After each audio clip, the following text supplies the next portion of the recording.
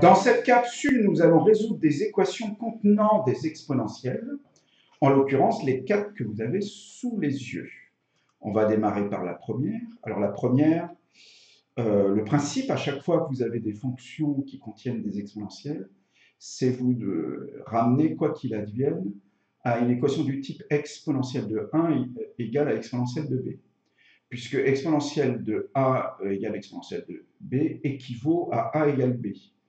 Et dans l'immense majorité des cas, vous vous retrouvez dans ces situations qui sont plutôt aisées à gérer.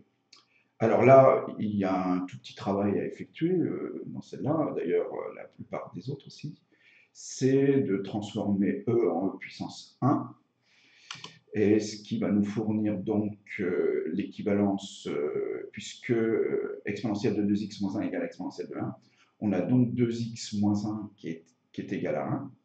On a l'équivalence des deux équations sur R. Et là, bon, j'ai juste à résoudre cette petite équation du premier degré. J'ai 2x égale 2, donc x égale 1. Voilà. Ceci résout la première équation. La seule solution, c'est x égale 1. La seconde équation, c'est exponentielle de x carré égale e. Je procède de la même manière. E, c'est e puissance 1.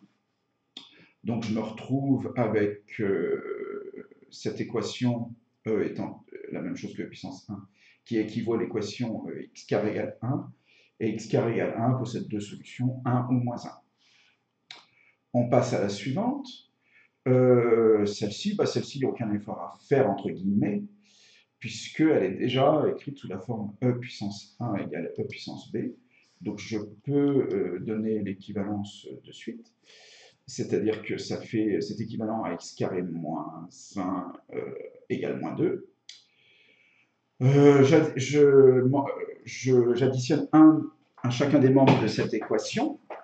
Ça donne x carré égale moins 1. Sauf que là, cette équation n'ayant pas de solution, un carré étant tout le temps positif, il n'y a donc aucune solution à la troisième équation. Et enfin, nous allons terminer par la dernière équation, qui peut paraître un peu plus délicate, sauf si vous savez, si vous pensez, vous savez, la plupart d'entre vous le savez, j'imagine, que 1 sur e, c'est pareil que e puissance moins 1. Et donc, on est bien dans le cadre d'une équation du type e puissance a égale e puissance b, qui va donc être équivalente à a égale b, c'est-à-dire 4x plus 3 égale moins 1.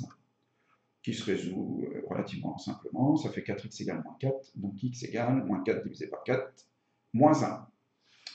Voilà, ceci achève la résolution de ces 4 équations. Je vous remercie d'avoir suivi. Je vous dis à très bientôt.